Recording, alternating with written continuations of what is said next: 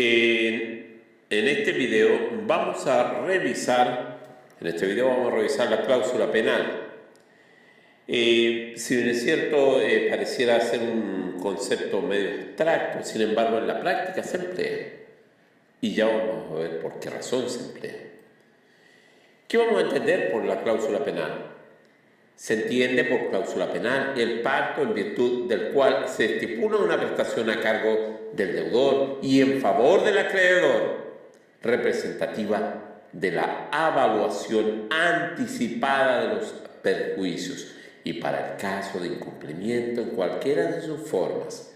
El Código Civil la define en el artículo 1535 en los siguientes términos. Abre comillas. La cláusula penal es aquella en que una persona, para asegurar el cumplimiento de una obligación, se sujeta a una pena que consiste en dar o hacer algo en caso de no ejecutar o de retardar la obligación principal. ¿Ya? Tenemos entonces claro de que se entiende por cláusula penal el pacto en virtud del cual se estipula la prestación a cargo del deudor en favor del acreedor. La evaluación convencional proporciona la ventaja de fijar desde ya el monto de los perjuicios que sufrirá el acreedor en caso de incumplimiento por el deudor.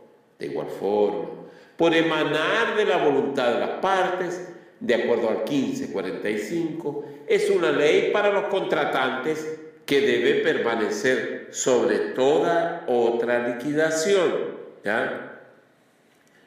La ley no ha dicho en qué momento puede pactarse la cláusula penal, pero es posible sostener que puede convenirse al tiempo de celebrar el contrato o con posterioridad. Pero en todo caso, antes de que la obligación se infrinja o se cumpla tardía o imperfectamente, ya que su objetivo es asegurar su cumplimiento. Si se estipulare con posterioridad al incumplimiento de la obligación, estaríamos más bien ante un contrato de transacción. ¿Ya? De transacción. ¿Cuáles son los objetivos de la cláusula penal? Primero, evita la determinación de los perjuicios por el juez, que en la mayoría de los casos no corresponde a la realidad. No hay que producir pruebas ni desplegar argumentos ante el juez, y éste carecerá de la atribución para señalar el monto de los perjuicios, salvo en los casos de excepción del artículo 1544, que lo habilitan para reducir la pena. 2. Por otra parte, acreditada por el acreedor la existencia de la obligación acreditado por el deudor no ha cumplido, el juez deberá condenar al deudor al pago de los perjuicios estipulados sin que se admita a alegar que el incumplimiento no le reportó perjuicio al acreedor o le reportó un perjuicio menor, incluso a un beneficio. ¿Ya?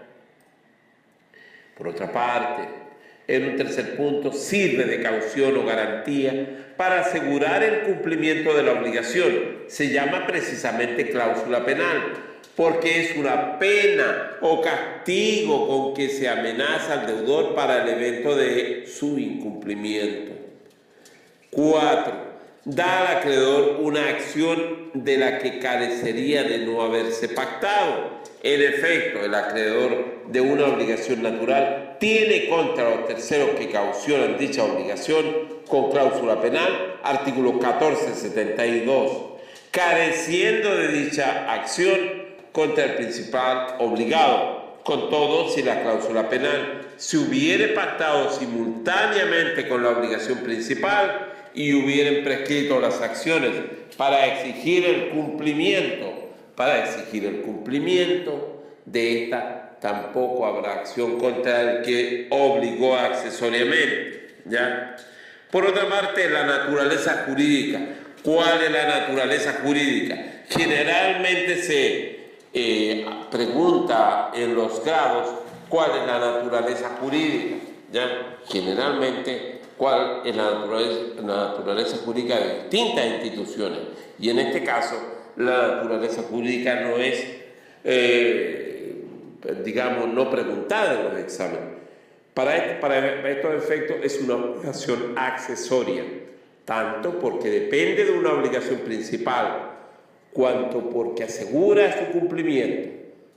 Por otra parte, es una obligación accesoria condicional, depende de un hecho futuro e incierto, consistente en el incumplimiento de la obligación principal. Es una condición suspensiva, expresa, potestativa y negativa. ¿Cuáles son las características de la cláusula penal? Bien importante, es una obligación accesoria. De tal característica derivan tres circunstancias. La nulidad de la obligación principal acarrea la de la cláusula penal. La pena será divisible o indivisible según la obligación principal. La nulidad de la cláusula penal no acarrea la de la obligación principal. ¿Ya? 2. De la característica anterior se desprende el carácter divisible o indivisible de la pena. Artículo 1544. La pena será divisible o indivisible según lo sea la obligación principal. El código se pone en el caso de que fallezca el deudor y que sus herederos deban pagar la pena. Distinguimos. Si la obligación principal era divisible, por ejemplo el pago de una suma de dinero, la pena se dividirá entre los herederos de la misma manera que la obligación principal, es decir, a prorrata de sus cuotas hereditarias. De esta manera, si un heredero no cumple la obligación en la cuota que a él le empece, el acreedor podrá demandarlo por su parte de la pena, pero no a los restantes herederos que no han contravenido la obligación. ¿Ya? Aspecto no menos importante. Pero si, no obstante haber sido divisible la obligación principal, las partes habían estipulado indivisibilidad del pago y garantizado la misma con la pena, el acreedor podrá exigir el pago íntegro de la pena a aquel de los herederos que ha impedido el pago total de la obligación y a los restantes herederos su respectiva cuota, quedándole a salvo a esto su acción de reembolso en contra del heredero infractor. Por otra parte, si la obligación principal era indivisible por naturaleza, operarán las mismas reglas consignadas para el caso anterior. 3. Es una obligación condicional, ¿ya? Si es que se les consulta. 4. Es una avaloración o liquidación anticipada de los perjuicios porque las partes avalúan el daño antes que se haya producido. Esta característica tiene gran importancia jurídica, derivándose de ella 4 consecuencias. ¿Cuáles? Cuando hay cláusula penal, no puede exigirse conjuntamente la pena con la indemnización de perjuicios ordinarios, salvo en el caso excepcional de los artículos 1537 y 1543, es decir, cuando las partes así lo hubieran estipulado.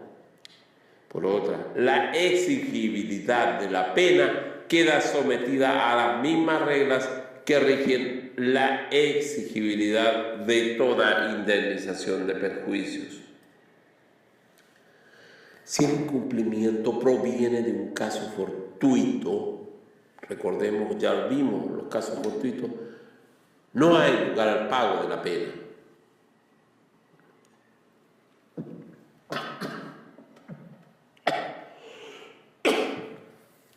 No puede acumularse la obligación principal y la pena. No puede exigirse las dos cosas, porque de lo contrario, la obligación se indemnizaría 2 veces. Solo por excepción pueden acumularse en los casos del 1537. Primero, cuando la pena es moratoria. Segundo, cuando a pesar de ser compensatoria la pena, se estipuló expresamente por el pago de la pena, no se entiende extinguida la obligación principal, ¿ya? Exigibilidad de la cláusula penal. Debemos examinar ahora desde qué momento la cláusula penal es exigible. Acontece ello una vez que el deudor ha sido constituido en mora o una vez que el deudor contraviene la obligación de no hacer. Si la obligación positiva de dar o de hacer, la pena se debe desde el momento en que el deudor incurre en la mora. Si la obligación es negativa de no hacer, desde que el deudor contravenga la obligación. La cláusula penal enorme. Detengámonos en este momento porque a veces suele consultarse qué es la cláusula penal enorme, ¿ya? Se dice que es tal cuando excede el límite por la ley o el juez, según los casos, cuando entre la obligación principal y la pena hay una desproporción considerable en concepto de la ley, en un caso, o en concepto del juez, en otros casos. Para determinar esta desproporción, la ley hace una distinción en base a la naturaleza de la obligación y para eso debemos fijarnos en el artículo 1544. Distingue tres clases de contratos para este efecto. Los contratos conmutativos, en los que la obligación de una de las partes y la pena consiste en pagar una cantidad determinada, artículo 1544. Uno, por ejemplo, si se trata de la obligación de pagar el precio de una compraventa y se estipula que en caso de no enterarse en el plazo previsto, el comprador deberá suma mayor a partir de la mora. Como expresa Belliu, la obligación principal y la pena deben ser de la misma naturaleza, porque si no sería imposible la comparación entre ellas. Y de ahí normalmente ambas deben consistir en dinero. En estos casos podrá pedirse que se rebaje de la pena todo lo que exceda en el duplo de la obligación principal, incluyéndose esta en él, como dice Ramón Paso. La norma es confusa, pues no está claro lo que significa la frase incluyéndose esta en él. Hay dos interpretaciones de todos modos, ¿ya? Una mayoritaria, sustentada entre otros por Alessandri, Somarriba, Belliu, Claro Solar y Fuello, que estima que la pena no puede exceder del doble de la obligación principal. De esta forma, si la obligación fuera de 10 millones, la pena no podría superar los 20 millones. Una minoritaria, en virtud de la cual, si la obligación principal fuera de 10 millones, la pena podría llegar a 30 millones, pues correspondería al doble de la obligación principal, más la obligación principal, sume, más la obligación principal, sume, ¿ya? De tal modo que los invito a que repasen este tema. Suele ser consultado, por lo menos en los exámenes de cátedra habitualmente, cuando a más de alguno le tocó o le va a tocar el tema que estamos viendo, que específicamente revisamos, que son los efectos, las obligaciones. Entonces es muy probable que lo revisen, así que chequeen sus apuntes.